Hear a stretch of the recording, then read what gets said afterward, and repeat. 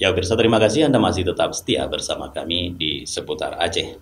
Saudara, pemerintah Aceh kembali menandatangani kontrak pengerjaan 381 paket proyek APBA 2022 tahap 2 dengan nilai sebesar 489,68 miliar rupiah. Penandatanganan berlangsung di Anjung Monmata, Meliku, Gubernur Aceh pada Kamis 31 Maret 2022.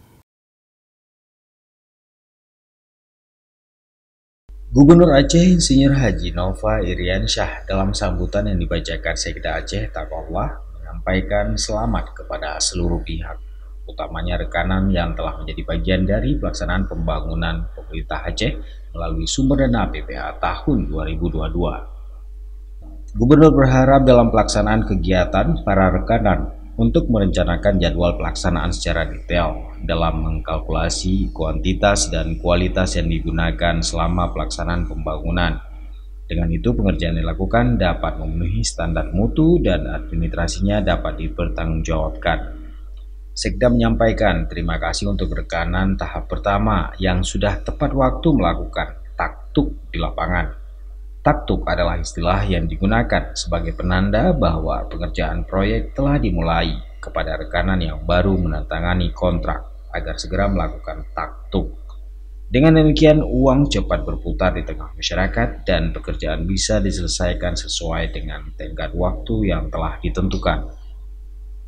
Sekda berpesan agar para rekanan mengoptimalisasi pemanfaatan sumber daya dan produk lokal serta produk dalam negeri selama proses pelaksanaan pembangunan.